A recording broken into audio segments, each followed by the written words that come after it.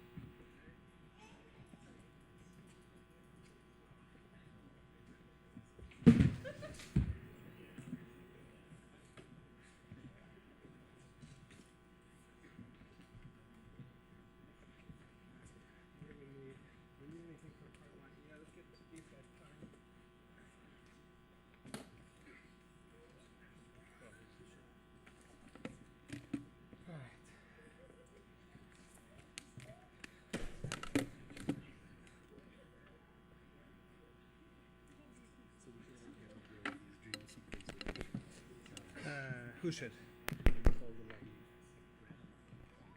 Yeah, you're gonna have to speak into. Yeah, you're gonna just grab one and hold it as you speak. So you may as well take the ones that are close to you. Yeah, you can get. Hovav, you can get positioned if you want.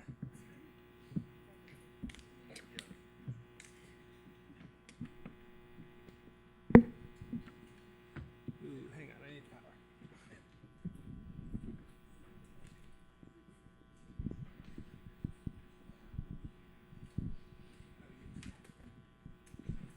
You got it? And I'll just take yours.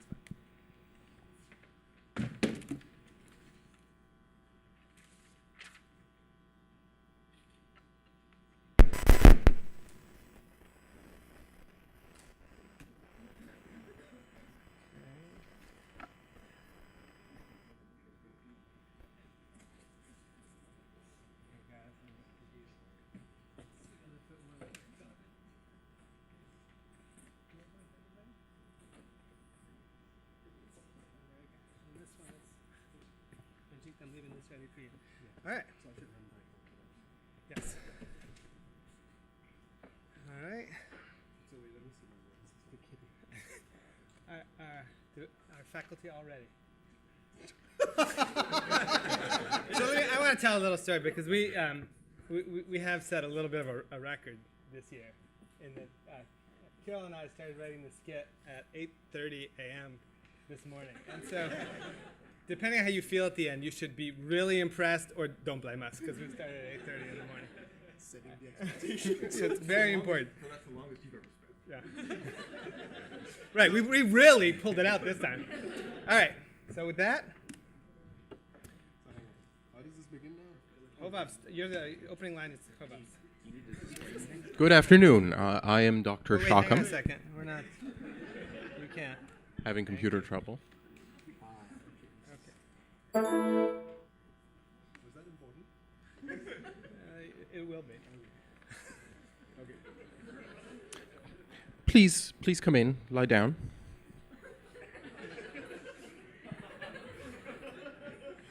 Get comfortable.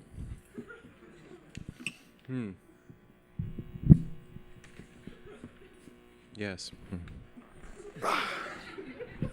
Oh, this is ridiculous. You're not even a mental health professional. You're a computer scientist. I can't just open up and tell all my secrets to you. It's okay, Ranjit. I understand your concerns, but let me assure you that you are in good hands. First, I have completed the full 2-hour UCOP online psychoanalyst training module, as well as sexual harassment and research ethics. I also have a beard, which you subconsciously associate with authority and knowledge. And finally, when it comes to keeping secret, who else would you trust more than me? Fair enough. Good point. Tell you what, let's start with some psychological testing. The Rorschach test is very useful for detecting disordered thinking at the subconscious level. So I'm going to project some images, and I want you to tell me what you see, okay? Sure.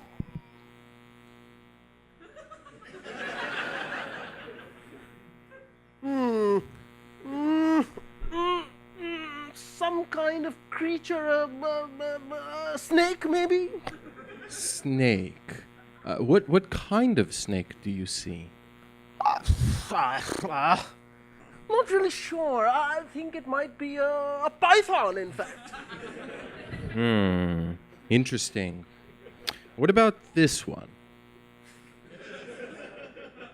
Well, that's a snake, of course. Is it a python too?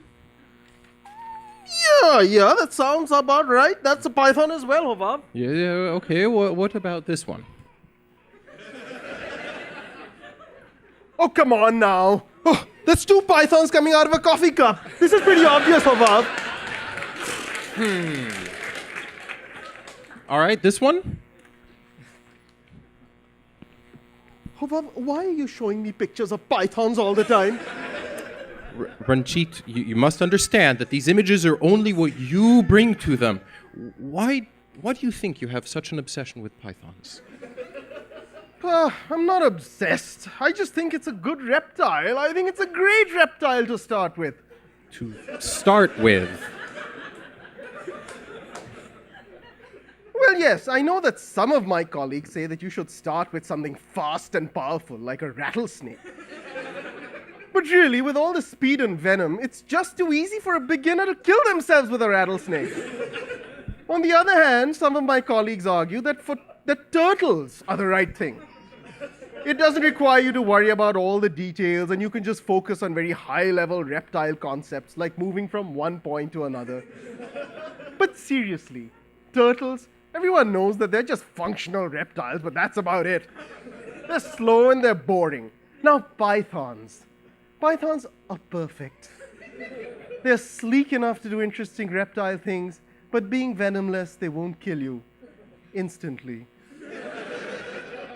They're a type of snake that is dynamic and strong and visually pleasing and with beautiful indentation patterns on their skin. Everyone should start with a python. I'll never understand why people don't agree on this. But no, everyone has some crazy opinion. They say, oh, back in my day, we didn't have snakes. My first reptile was a dinosaur.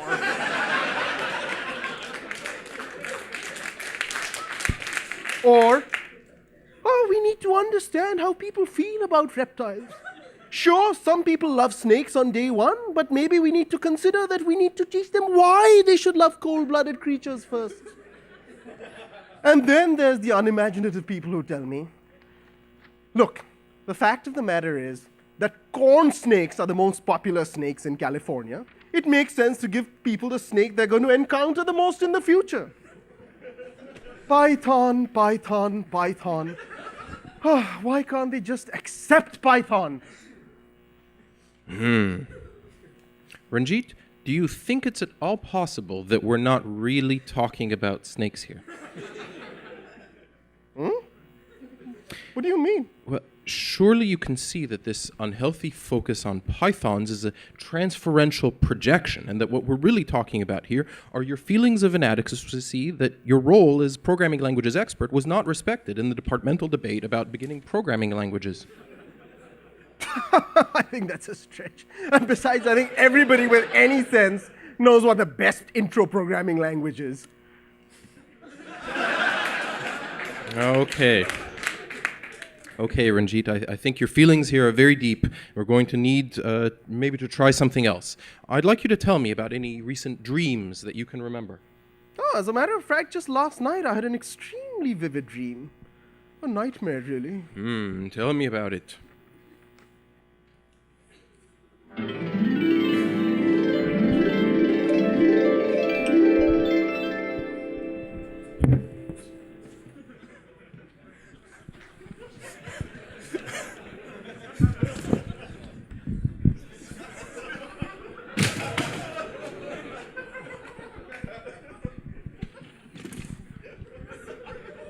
Settle down, everyone.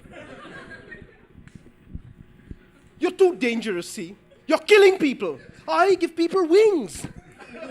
Python, you dirty snake. I give them the bare metal experience. Gentlemen, please don't fight. There's enough room and curriculum for both of you. Students can learn both and then go into industry and use me. Shut up, Java. I should be taught first. I came first. Time is an illusion. All ideas are recursive. So what, Lisp? I can do recursion too. And lambda style.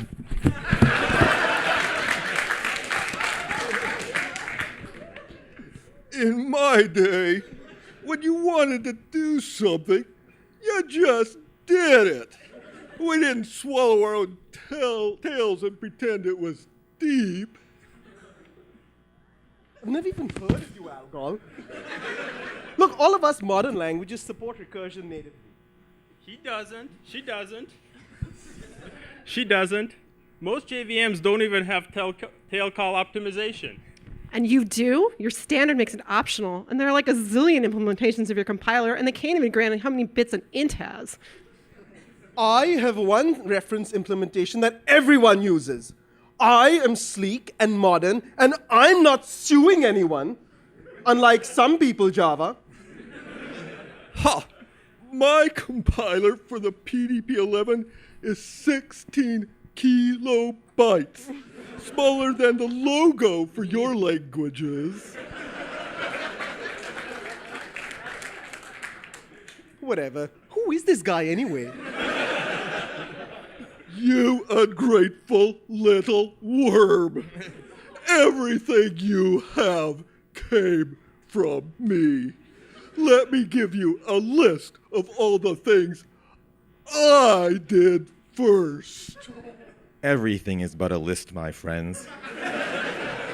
Even the most humble null pointer is the empty list. Look, I should be first. I'm simpler. Sorry. This conversation is kind of pointless. The one thing this discussion has totally established is that none of the faculty can program correctly in any of you. As soon as you start giving them compiler errors, it's back to me.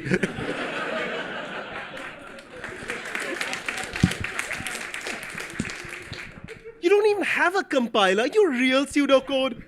Well, you don't have a case statement. Did you just think of that, Java? Well, it may take me a while to get going, but then I'm as fast as C over there. Well, I can be compiled to C, and then I'm just as fast. Jala's dream. We are all just Jala's dreams. Yeah, and in his dreams, I always win.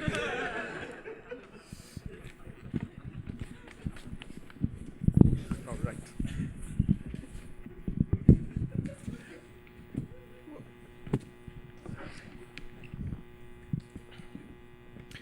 Ranjit, I think we've made some great progress here today, but you have a long way to go.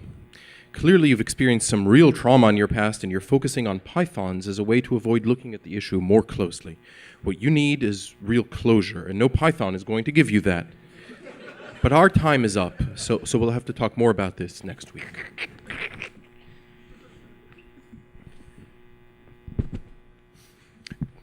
Good afternoon, Stefan. Please sit down.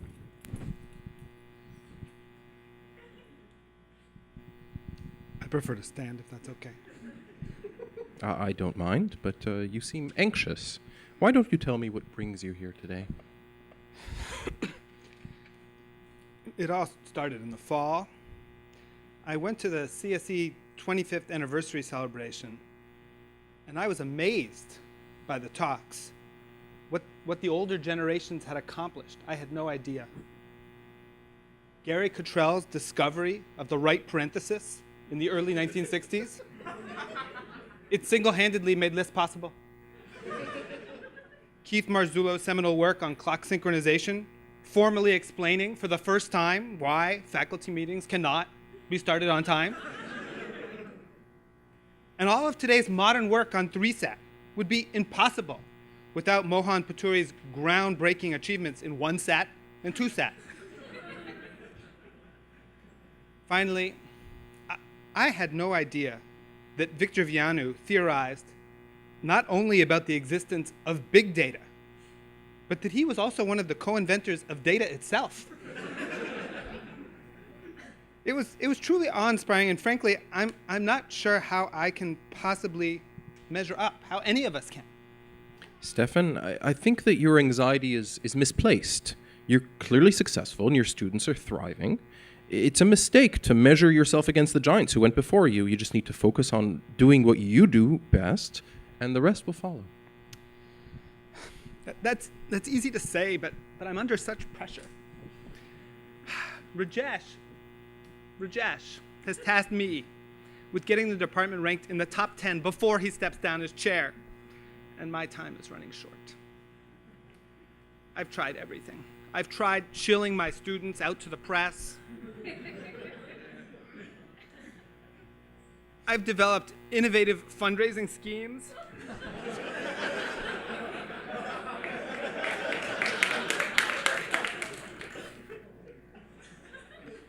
I even installed a private nightclub in my office to entertain visitors to the department. But none of it is enough. None of it is enough. We need more productivity, more efficiency, more. I need everyone to go to 11. Stefan, in the end, we're all just human. Right, exactly. That's part of the problem. We're totally limited by our humanity. Look at our graphical user interfaces, for example. They cater to the lowest common denominator, stuff that makes sense to people. I mean, why is that a reasonable way to deal with a computer? It's like traveling to a foreign country. Sure, you can get by with hand signals and waving and pointing, but to really thrive, you need to learn the language. Same's true with computers. All this debate about C versus Java versus Python, it's all couched in a mindset that is fundamentally racist. That computers are inferior to people. I mean, come on. Rather than force computers to work all the way down at our level, we need to step up and learn what it means to embrace our inner machine. How would that even work, Stefan? I'm really glad you asked. I'm very hopeful here. I started a new partnership with Rosetta Stone to develop a machine-centric language curriculum. For example, here we have the new intro-level speaking modem class, which teaches the basics of modulating your voice using frequency shift keying and idiomatic use of the Hayes AT command set. Let me show you how it would work, if you don't mind. Dr. Levchenko, can you demonstrate? Yes. We'll now start with the basics, introductions.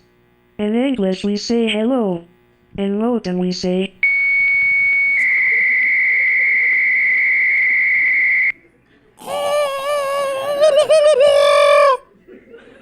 I'll say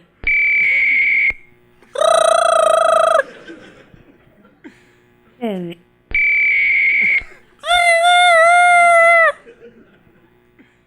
Very good. You are slurring the parody bit slightly, but your accent has much improved. So if you've come up with this solution, why are you still so stressed? Because it's not enough, Hovap. It's just not enough. Our students are so lazy. They just sit in front of their desks 16, 17, 18 hours a day just coding. Do they think they can generate the next revolution just sitting on their butts? Well, some of them have started using standing desks. Standing desks. Standing desks are great, okay? Yes, they improve productivity and they tire the students out so they're more docile and easier to manipulate. I give you that.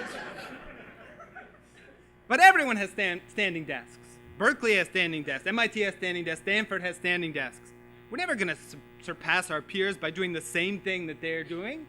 It's a conspiracy. Conspiracy. Well, yeah. Why do you think no one is looking deeper into the desk issue? I've done some digging, and it turns out all domestic desk optimization research has been classified.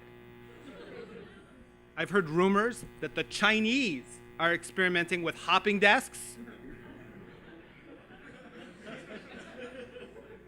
My contacts in Russia say their elite programmers exclusively use unicycle desks.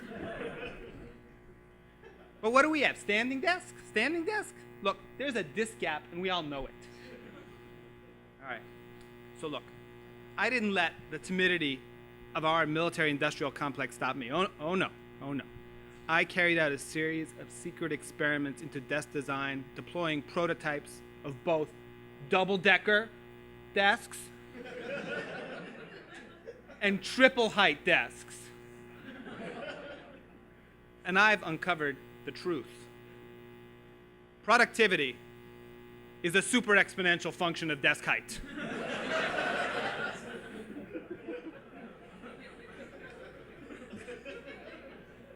But the theory predicts that there is a singularity at 40 feet. Above 40 feet, productivity is effectively infinite. We can't model anymore what happens there, but we think it involves quantum plagiarism. You autodidactically start publishing other people's future research before they've even started. But that was just the theory until now. Last month, I installed the first 4-story desk on the first floor of CSE. You may have seen it.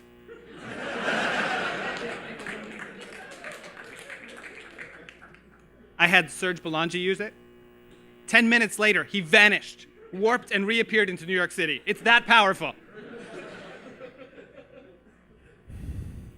Stefan, I hope you're not offended if I ask if you're on any kind of medication.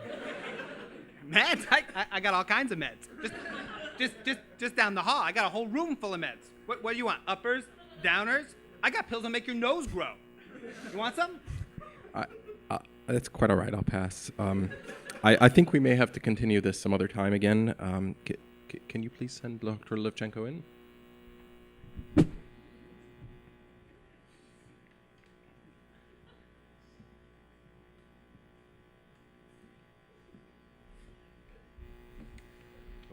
Come in, Kirill. Sit down. Tell me what's on your mind. Is this confidential? Yes. No one can hear us? No, we're here alone. I've come across some very disturbing information. Start from the beginning. What do you mean by disturbing? It's about the UC at the highest levels, all the way to the office of the president. Go on. The administration has been engaged in unauthorized surveillance. Unauthorized? Are you sure? I mean, remember that all surveillance of students is perfectly legal at UCSD. In fact, many would argue that monitoring the email, phone calls, and location of students is a necessary part of being a good advisor. Not just students, everybody. Staff? Yes. Faculty? Yes. Yes, even research scientists. Everyone. Oh. Tell me more. All right. About a year and a half ago, like everyone in the Jacob School, my email was migrated over to Google. They told us it was for financial reasons, for efficiency. So when they asked me for help, I did. My God, what have I done? It's okay, Kirill. There's no judgment here. Just say what you're feeling. The whole transition was just a way to facilitate spying on us. By moving to Google? Don't you see? While email was on campus, they couldn't get to it. The sysadmins union is too strong. There's no way they could have gotten this by David Hutchess. But at Google... But Kirill, Google is an independent company. It isn't connected to UCSD in any way. That's what I thought. But who do you think runs Google data centers? Vadat. And where do you think the best students are going? To Google. All of them. Just disappeared. My God. From Google Plus now. If this is true. It's worse than true. There are secret operations I was shocked to hear about. Do you have any proof of this? Yes. I found PowerPoint slides. I shouldn't be showing you this. It's okay. You can trust me. All right. The secret project, Prince Ali, integrating an operative into the University of Washington to brainwash and train their graduate students for special operations. Special operations. To do what? Become terrorists? Bounty hunters? Go into industry? Worse, to recruit them to come back to UCSD as faculty. But Zach is a great researcher. Sure, you're not saying this is a setup. Tatlock, are you serious? Have you ever spent time with him? Have you seen how likable he is? How friendly? How approachable? What was the last time you saw a real computer scientist be so social and outgoing? You have a point. And then there is this one. Project Green Man, integrated into CMU, sleeper agent. At the key signal, he will turn off their heating and ventilation system. Freeze them out. UCSD moves up in the rankings. Really? That sounds far-fetched. Does that technology even exist? Try saying something bad about the administration and see what happens to the temperature in your office. Look around the department at who's wearing a sweater, and you'll know who's part of the resistance. And then there is this. Project Snake Oil. Changing the curriculum to teach Python instead of real programming languages. To make industry dependent on Python. Meanwhile, the UC regents have been stockpiling white space. This is the USD Strategic White Space Reserve. They know that as Python programs become more and more complex, they require more and more white space. We've hit peak white space. One day soon, there will be a shortage. And guess who will have the space to sell? So that's what they've been converting the parking lots into? Warehouses full of nothing? You think that's bad? What about these? Operation Balls of Steel. Create a supermaterial with a coefficient of specular reflection greater than 1. Impossible to render. Immense military applications. Operation Darkcoin. The Office of the President, with the help of certain faculty, has been generating Bitcoin using so-called dark silicon. They've convinced everyone that parts of your silicon are unused due to power constraints. Well, it's a lie. There's plenty of power to go around. They've just been using it to mine Bitcoin.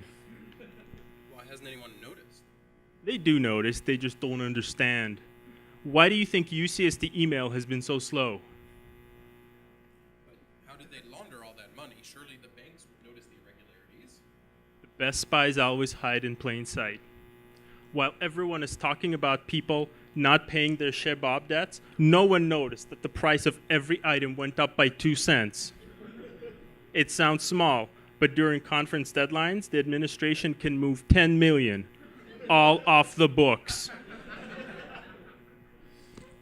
I see. Hang on a second. I just need to place an order with Amazon.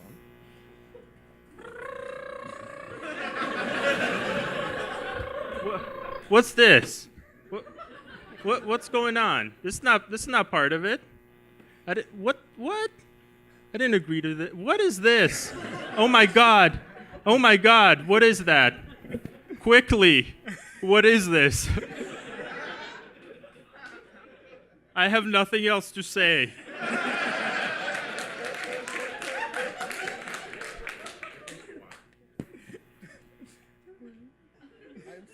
I'm sorry, Dr. Levchenko, but you know too much.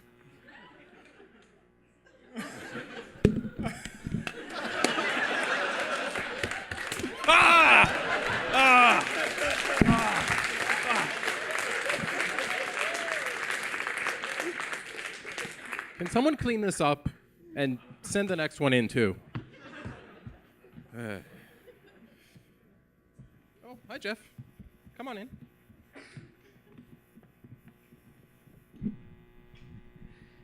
Hi, Hobab. You know, I'm feeling a little bit depressed. Go on. What are you sad about? Everyone keeps abandoning me. first Brad Calderleff, then George Varghese, and then Amin. Now Keith is in NSF, and Serge is left to go to New York. Heck, I think even Stefan would leave if he was able to do anything on his own. Well, abandonment anxiety is very common with faculty. I've seen it many times, but I don't think this is about faculty. I think really you have a hard time letting go of students.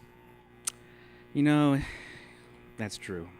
I try to keep them here as long as I can. Delaying their graduation as long as I can, adding new projects, encouraging them to help with things like Shea Bob, setting up for the Christmas party, holiday party, so on. But eventually they get jobs, getting paid far more than I make, and I have to start all over again. Loss is part of life, Jeff. But maybe if you weren't so attached to each student, it might help. Have you considered taking on any more master students? But that's even worse. They reject me even more quickly. And there are so many. It's a struggle to even count them all. But that's the point. Under Rajesh's current growth plan, I think each of us need to advise 30 to 40 master students a year, about 80 at a time given 2-year matriculation. With that many students, it'll be impossible for you to remember them as individuals. If you can't remember who they are, then you can't feel bad when they leave. You'll always have a gaggle of master's students to keep you company. Maybe that would work. I'll think about picking up a few dozen on my way home. Very good. Now, what about PhD students? I just don't know if we're doing it right. We seem to be focusing on the least important problems. I had this dream last night that I was a student in our department trying to find an advisor.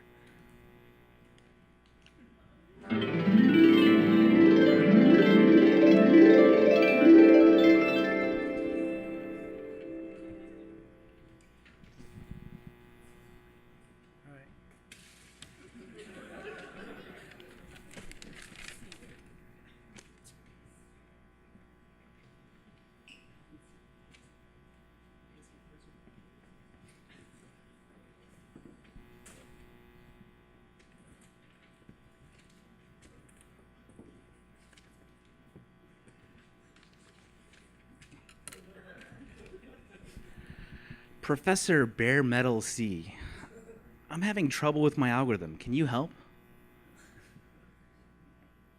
I can't help you. If you were good enough, you could help yourself. But how?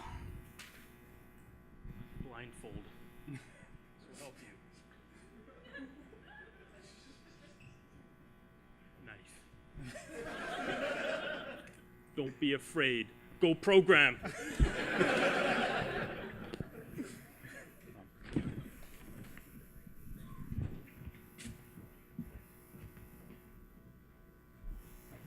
Very good. I'll have my people call your people in the morning.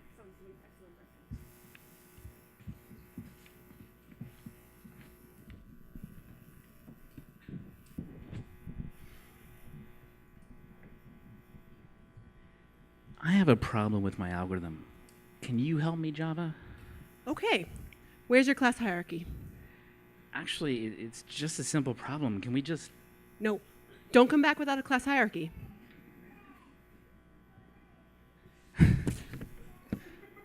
Imagine I did something with a prop that I don't have. I have the class hierarchy imagined as a knife. Can you help me now? Very good, very good. So where's your object factory? Can't we just use new? New is not polymorphic enough. Come back with a factory.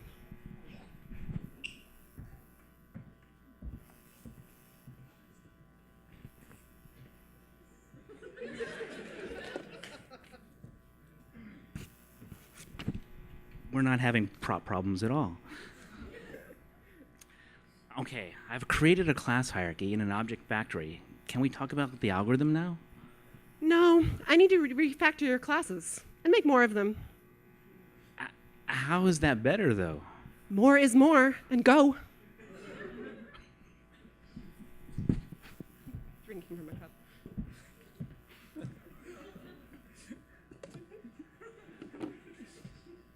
My Java.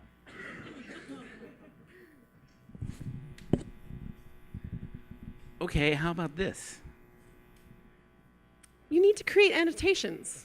Introduced in Java 5. How did we get to the 5? I thought we were on 1.4. Go before the version changes again.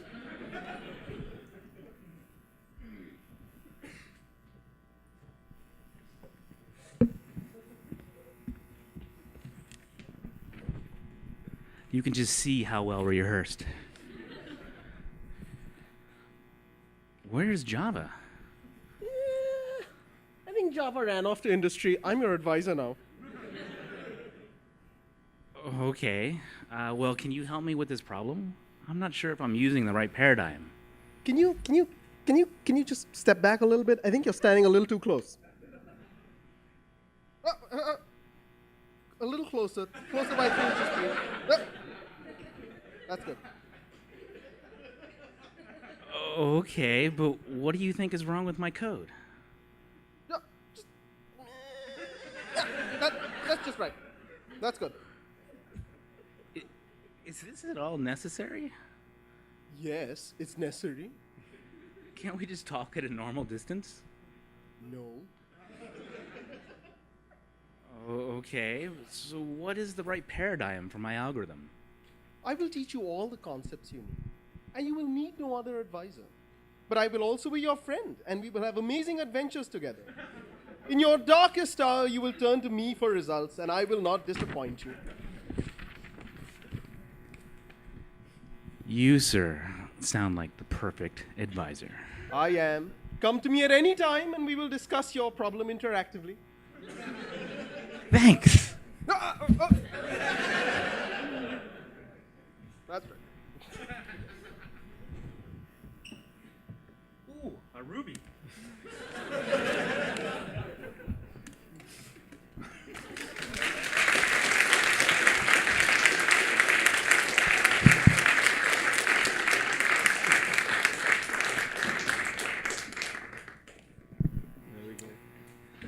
All right. Wow.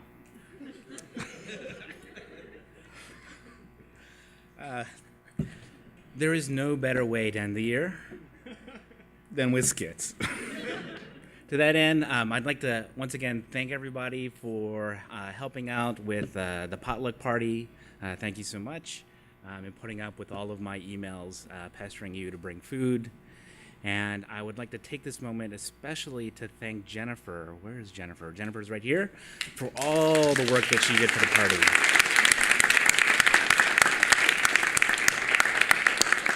And for everybody for both putting in time, putting the skits together and performing them. They were, as always, fantastic. It's always great to see. And everybody have a great holiday break, and we'll see you next year.